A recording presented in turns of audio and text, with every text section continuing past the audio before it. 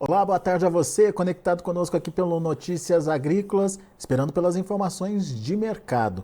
A gente tem um dia de estabilidade, dá para dizer assim, lá na Bolsa de Chicago para a soja. O mercado está de olho no que vem por aí com o relatório do USDA de amanhã, relatório de oferta e demanda.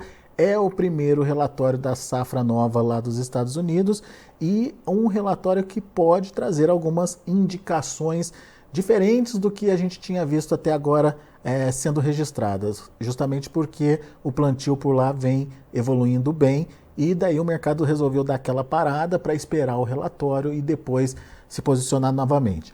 Para ajudar a gente a entender o que vem por aí, quais são os possíveis números desse relatório e como fica o comportamento do mercado após a divulgação dessas informações, nós convidamos Luiz Fernando Gutierrez, analista da consultoria Safras e Mercado, está aqui com a gente já no vídeo. Bem-vindo, meu amigo. Obrigado mais uma vez por estar aqui com a gente. E já começo te perguntando da importância desse relatório de amanhã, Luiz. Aparentemente até Chicago parou para esperar esse relatório. A gente viu hoje pela movimentação, né? Pela finalização dos números aí, altas pequenininhas, praticamente estável, fechando o mercado hoje, né? Boa tarde, Alex. Boa tarde a todos. Obrigado pelo convite mais uma vez. De fato, Alex, mercado, né, em compasso de espera aí para o relatório do uso de amanhã. Lembrando que a gente está, né, cada vez mais entrando no mercado climático americano. Daqui para frente, tudo é safra americana, tudo é produção americana que está em desenvolvimento lá, o plantio avançando.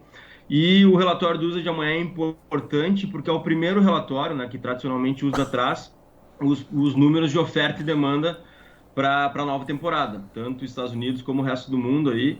Então é um relatório muito importante, o relatório de maio, é um relatório que chama atenção e costuma trazer uma volatilidade adicional para Chicago. E o mercado espera por um relatório relativamente baixista, né? Salvo alguma surpresa do USDA, que a gente não pode esquecer que o USDA tem nos surpreendido, né, nos últimos meses, mas eu acredito que amanhã a gente não vai ter surpresa. O relatório deve ser baixista sim, porque o mercado espera que o uso da ponte para um potencial produtivo recorde na nova temporada americana, né? Essa safra que está sendo plantada, que vai ser colhida a partir de setembro. Então é isso. Então isso tende a pressionar o mercado, né? E se confirmando. O mercado trabalhando aí com um número em torno de 122 milhões de toneladas. O nosso número é mais ou menos esse, 122 milhões de toneladas para a nova safra americana. O que faz sentido, né, usa trabalhar com uma produtividade cheia nesse primeiro momento, até porque esse momento inicial da safra, momento de plantio, o clima tem sido muito favorável, né? A gente não tem nem excesso de umidade, nem falta de umidade, tanto é que o plantio está evoluindo muito bem nos Estados Unidos. A gente está falando aí de um plantio bastante acima da média, né? Até domingo passado a gente tinha 35% da área americana plantada, contra uma média de 21%, então está bem acima da média, e isso nos mostra que realmente esse primeiro momento de desenvolvimento inicial da safra americana é muito favorável, e é isso que endossa o nosso sentimento de que o USDA vai trazer um potencial produtivo recorde para os Estados Unidos, o que deve sim pressionar o mercado aí através de um relatório possivelmente baixista. Bom, a gente está avaliando produtividade, mas também a gente tem que levar em consideração a possibilidade aí de uma mudança de área plantada, Luiz, justamente por conta dessa evolução mais rápida aí do plantio. Exatamente, tem esse ponto também, né, Alex? A gente lembra que o USDA está trabalhando ainda com uma área provisória, né, uma área de intenção de plantio. É normal o USDA ao longo do ano trazer ajustes para essa área. Nesse relatório de maio ele não vai trazer, né, não é costume dele, nem no relatório de junho, porque no final de junho, naquele relatório de área plantada, né, o acreage americano, ele deve trazer modificações. E como o plantio tá evoluindo rápido, isso abre espaço para uma possibilidade aí do produtor americano avançar um pouquinho mais em área, né? Tanto, principalmente em soja, porque a área de milho a gente já espera uma área muito maior que do ano passado. Eu acho que o USDA lá em março ele foi um pouquinho conservador na área de soja. Ele aumentou muito a área de milho e a área de soja ficou estável. Eu acho que tem espaço para aumentar um pouco a área de soja. E esse plantio rápido, como a gente está vendo em um clima favorável, eu acho que abre essa possibilidade aí. Então, seria mais um ponto, mas esse é um ponto um pouquinho mais à frente, mais para o final de junho, né, que a gente deve ter esse número. Mas sim, é outro ponto que a gente tem que ficar atento aí nas próximas semanas, meses, porque tem essa possibilidade também da área crescer um pouquinho mais, e a área crescendo, naturalmente, cresce o potencial produtivo, né, em se mantendo a estimativa de produtividade. E a gente lembra que anos de El Niño, né, isso é importante, Alex, anos de El Niño são anos que costumam ser bons para a safra americana, a gente não costuma ter grandes problemas. A gente não pode, obviamente, descartar alguma mudança climática e tal, mas tudo leva a crer que a gente vai ter um clima bom para a safra americana. Os mapas até o momento apontam para isso nos meses de junho, julho, agosto, que são os 3 principais meses de desenvolvimento. Então, tudo nos leva a crer que a gente tem um potencial produtivo muito grande para a safra americana, e se a área for ainda maior, esse potencial pode ser ainda maior. Luiz, vocês aí nas safras já tem um número um pouquinho maior aí para a área do que o próprio USDA, né? Eu, pessoalmente, eu acredito que a gente pode ver lá no final de junho uma área de pelo menos 88 milhões de acres, né? O USDA, lembrando, trouxe uma área de 87,5 no relatório de março, praticamente a mesma área do ano passado, ou da temporada que está se encerrando agora em agosto. E eu acho, como eu falei, eu acho que o USDA foi conservador, eu acho que existe espaço para a gente avançar um pouquinho mais, então eu acho que o USDA pode trazer esse ajuste aí lá no final de junho. Muito bem. Vamos esperar para ver. Talvez não seja para o relatório de amanhã, como você mesmo pontuou, mas enfim, amanhã a gente fica de olho na questão da produtividade. Alguma outra, algum outro, enfim, alguma outro destaque para esse relatório, algum outro quesito aí que a gente precisa analisar?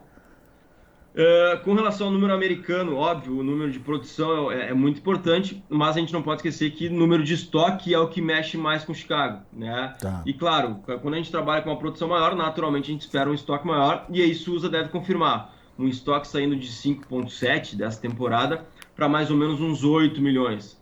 O mercado até na média está esperando 7,5, eu apostaria em 8, tá? 8 milhões de estoque, que é uma alta bem expressiva, né? Quase 50% de alta de estoque. E isso pode explicar muito um possível movimento negativo, porque é uma recuperação de estoque americano, né? Então, seria esse outro destaque. E os outros destaques, a gente pode colocar que o USA também vai trazer números para o mundo, né? Incluindo Brasil, Argentina e quadro oferta e demanda mundial. Pela primeira vez, a gente pode ver o USA estimando uma safra mundial de 400 milhões, rompendo 400 milhões de toneladas. Por quê? Porque ele deve confirmar deve estimar inicialmente uma safra brasileira de 160, que já era o que a gente poderia colher nessa temporada, né? A gente lembra que a gente está colhendo 155 agora, mas a gente teve perdas no Rio Grande do Sul. Se a gente não tivesse perdendo 5, 6 milhões no Rio Grande do Sul como a gente está, a gente bateria 160. Então, 160 é um número conservador para a próxima temporada, pode ser daí para mais. Então, eu acho que o USA vai trazer 160 para o Brasil. E para a Argentina, naturalmente, como a gente teve uma quebra muito grande nessa temporada, é natural que o USA, né, estime uma recuperação. Eu acho que uma safra de 45 milhões, entre 45 e 48 milhões, o USA deve trazer para a Argentina. Então a gente está falando aí de mais ou menos umas 30 milhões de toneladas a mais. E como nessa temporada a gente está trabalhando com uma safra mundial de 370, 30 milhões a mais é 400. Então pode ser um destaque realmente esse número de 400 milhões de safra mundial aí pela primeira vez. Brasil produzindo 160 milhões, puxa vida. Mas, enfim, não é impossível, né? A gente viu sair de 125 no ano passado para 155 esse ano, né, Luiz? Exatamente. Potencial a gente tem, enfim, basta São Pedro ajudar. Vamos olhar para o Brasil, então, Luiz. Antes de olhar para o Brasil, deixa eu te perguntar do milho, né? O milho também tem alguma expectativa para esse relatório de amanhã. Você já adiantou para a gente que não é a questão da área, enfim, já vinha sendo projetada uma área grande. Mas aonde que pode estar o destaque aí do milho? Da mesma forma que a soja, Alex, a expectativa para o milho deve apontar para uma safra recorde, né? Não tem que ser diferente, o mesmo clima que serve para a soja serve para o milho, e o milho tem isso que tu comentou, né? O milho já tem uma estimativa de área maior, né? Para os Estados Unidos nessa temporada, uma área acima de 90 milhões de acres. Então, naturalmente, o potencial produtivo do milho vai ser recorde, não tem por que ser diferente. E isso é uma coisa também que é negativa, né? O nosso analista, o Molinari, tem costumado falar que nesse momento o milho está caro em Chicago, né, nesse momento de plantio, e que a tendência é para baixo, né? Infelizmente, aí no lado do produtor, a tendência do milho também é para baixo, assim como na soja, porque, como eu falei, o destaque é essa estimativa de produção aí que deve confirmar também uma safra recorde aí para os Estados Unidos, naturalmente olhando para um clima positivo, isso pode mudar, né, tudo aquilo, mas nesse momento tudo aponta realmente para uma produção recorde tanto de soja quanto de milho. É o que a gente está vendo acontecer agora com o milho no Brasil, né? Milho safrinha derretendo por aqui, mas enfim. Exato, até porque a gente tem também aqui uma estimativa recorde, né, É, Alex? A gente está falando aí de uma safra de 130 milhões, possivelmente no Brasil, e isso naturalmente pesa sobre o mercado. muito bom. Bom, vamos focar então no Brasil e olhar para as possíveis mudanças. Se a gente tem um cenário que pode ser mais negativo para a soja em Chicago, o que mudaria aqui para o Brasil, Luiz? Assim, no mercado disponível, Alex, eu acho que a pior parte do ajuste negativo, né, que foi muito grande, isso eu acho que a pior parte já passou, ou já aconteceu. Não quer dizer que a gente não possa ter né, novos ajustes negativos, mas eu acho que se eles vierem, eles não vão ser tão grandes, obviamente que trabalhando com um câmbio de lado, tá? Não vamos falar de câmbio né, muito diferente do que a gente está agora, porque senão a gente pode traçar vários cenários diferentes. Com câmbio aí 4,95, 5, 5,5, 5,10, os preços eles devem ter encontrado um piso, tá? Salvo alguma grande mudança no câmbio. Só que olhando para frente, com esse Chicago possivelmente mais fraco, a gente vai ter que ter uma recuperação de prêmios no Brasil. Isso naturalmente acontece no segundo semestre, é natural que isso aconteça, né? Mas a gente tem que ver qual o tamanho do movimento negativo de Chicago se ele acontecer. Então é importante o produtor ficar atento, né, a essa questão, entender que a tendência para Chicago é negativa, entender que os prêmios não vão dar aquela puxada tão forte como eles costumam dar no final do ano, né? A gente vai ter prêmio positivo no segundo semestre, mas eles não vão ser tão altos, e aí vai depender muito do câmbio para a gente entender se os preços vão estar um pouquinho melhores ali na frente. Então é muito importante o produtor entender que esse ano é um ano de margem menor para ele, que é um ano que ele vai ter menos oportunidades para vender a sua soja melhor. Então é muito importante, principalmente nesse ano, ele ficar atento e garantir aqueles momentos que Chicago deu algum repique, o câmbio deu alguma melhorada para poder fechar a soja, porque é um ano de preços achatados e dificilmente a gente vai ver uma mudança nesse cenário. Há quem diga, Luiz, que os derivados podem ajudar. Farelo, Brasil ocupando uma parte deixada aí pela Argentina, e o mesmo óleo de soja sendo demandado aí para produção de biodiesel. Até que ponto isso só ajuda a manter a cotação, né, evita uma pressão maior, ou até que ponto isso pode dar fôlego para novas altas no mercado interno? Eu acho que, infelizmente, Alex, ele só ajuda a não cair mais o preço, Ah, tá? é? Dificilmente isso vai impulsionar preço, tá? Por quê? Porque a gente tem uma produção, a gente teve, né, e tem uma produção muito grande, né? A oferta de soja no Brasil nesse ano é muito grande e supera muito a demanda. Então, por mais que... E a gente está trabalhando com aumento de demanda, tanto para esmagamento, como tu colocou, seja por questões envolvendo aumento de uso de farelo ou aumento de uso de óleo, como tu falou, né, com B12, B13, né, ou até mesmo um aumento até maior do percentual, e aumento de exportação também, mesmo com aumento de demanda, e a gente está projetando esmagamento recorde e exportação recorde, mesmo assim, a gente deve ter estoques bem maiores que no ano passado. A gente está falando aí, nesse momento a gente está prevendo, com uma produção de 155, o estoque saindo de 3,5 para 8 milhões, 8,2 milhões. Então é estoque mais de 100% superior. E é isso que explica o porquê eu entendo que a gente não deve ter... O fator demanda não deve ser um impulsionador de preço, e sim, na verdade, um suporte para preço, né? Porque mesmo assim, mesmo com uma demanda forte, a gente deve ter um estoque muito grande. Então não vai ter aquela correria por soja no final do ano que a gente viu em 2 anos anteriores. E eu acho que é isso que deve explicar porque que isso aí não deve ser um impulsionador, e sim um suporte para preço, impedindo que o preço caia mais. É um dado positivo, naturalmente, né? É importante a gente confirmar esses números, mas eu acho que não vai impulsionar muito mais a soja, não.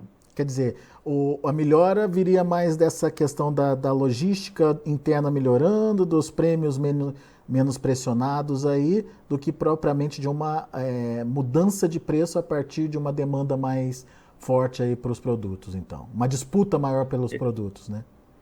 Exatamente. Como a gente vai ter mais soja sobrando, entre aspas, nesse ano, a gente não deve ter aquela disputa mais acirrada de final de ano, né? Que costuma impulsionar os preços, principalmente em 2021, a gente viu isso de uma forma muito clara, né? A gente não deve ter isso esse ano, então a gente não deve ter aquele impulso adicional, né? Por conta da demanda. E realmente, eu acho que os prêmios estão um pouco melhores agora e devem melhorar pela questão logística, a gente está conseguindo escoar melhor a nossa safra. E isso deve continuar pelos próximos meses, mas realmente aquele salto de prêmio que puxa preço a gente não deve ter nesse ano. Muito bem. Luiz Fernando Gutierrez, desculpe. Muito obrigado, viu, pela sua participação conosco aqui no Notícias Agrícolas. É sempre bom te ouvir, trazendo informações aí, antecipando o que pode acontecer no relatório do USDA de amanhã. Um relatório que aparentemente vem negativo aí para os preços. Óbvio que, como você falou, o USDA é uma caixinha de surpresas, né, Luiz? Vamos esperar para ver como ficarão esses números amanhã, mas se prevalecer a lógica, teremos aí uma tendência mais negativa para os preços lá na Bolsa de Chicago. Esperar para ver, por enquanto, muito obrigado, Luiz. Obrigado, Alex. Um abração, até a próxima. Valeu, abraço para você. Luiz Fernando Gutierrez, Safras e Mercado, aqui com a gente, trazendo as informações do mercado da soja, do mercado do milho e principalmente as expectativas para esse primeiro relatório de oferta e demanda, levando em conta a safra nova, a safra que está sendo plantada lá nos Estados Unidos. Algumas informações importantes, produtividade, o USDA deve usar produtividade recorde como balizador aí para produção final, surtindo uma produção maior de 120 milhões de toneladas, 122, 123 milhões, segundo expectativas aí do Luiz Fernando Gutierrez. Para o mundo, podemos ter pela primeira vez o recorde do tamanho da safra mundial, a safra passando aí de 400 milhões de toneladas, levando em conta uma produção aqui no Brasil de 160, mais a Argentina se recuperando das perdas desse ano, voltando a produzir algo próximo aí de 48, 50 milhões de toneladas, enfim, números que fazem com que a safra de soja mundial possa superar aí 400 milhões de toneladas, volume recorde para o próximo ano, portanto. Enfim, muita informação importante, aguardemos o relatório de amanhã e você já sabe, aqui no Notícias Agrícolas você fica sabendo em primeira mão, assim que os números são divulgados, você fica sabendo desses números através das informações geradas pelos nossos jornalistas, pela Carla Mendes, tá bom? Deixa eu mostrar para vocês os números de fechamento do mercado. De olho na tela, você acompanha comigo o maio, 14 dólares e 43 centos por bushel. O maio está subindo 6 pontos mais 75. No entanto, o maio já sai da tela na próxima segunda-feira, então já não é mais nem referência para os negócios. Julho, 14 dólares e 5 centos por bushel, uma alta de 1,5 ponto. O agosto subindo meio ponto, encerrando aí o dia 13 dólares e 37 centos por bushel. E o setembro, 12 dólares e 68 centos por bushel, uma ligeira alta de 0,25. Estabilidade, na verdade, tanto para agosto quanto para setembro. Vamos ver o milho. Milho no vermelho, já precificando esse aumento de área plantada e possivelmente mais um número recorde de produção de milho lá nos Estados Unidos. Maio, 6 dólares e 32 centos por bushel, 13 pontos de queda. Julho, 5 dólares e 82, queda de 11 pontos mais 75. Setembro, 5 dólares e 15 centos por bushel, 7 pontos mais 75 de baixa. Dezembro, 5 dólares e 13 centos por bushel, perdendo aí 7 pontos. E para finalizar, a gente tem o trigo, que também fechou no vermelho. Para julho, 6 dólares e 27 centos por bushel, 14 de queda. Setembro, 6 dólares e 39 centos por bushel, 13,5 de baixa. Dezembro, 6 dólares e 56 centos por bushel, 12 pontos mais 75 de queda. E a gente tem aí o março fechando a 6 dólares e 68 centos por bushel, com 12 pontos mais 25 de baixa. Esses são os números, portanto, de fechamento do mercado. A gente vai ficando por aqui, agradeço a sua atenção, a sua audiência. Daqui a pouco tem mais informações e outros destaques para você aqui no Notícias Agrícolas. Continue com a gente.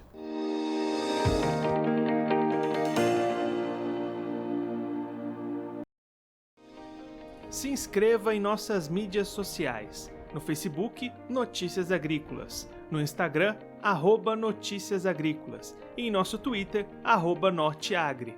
E para não perder nenhum vídeo, não se esqueça de nos acompanhar no YouTube e na Twitch, Notícias Agrícolas Oficial.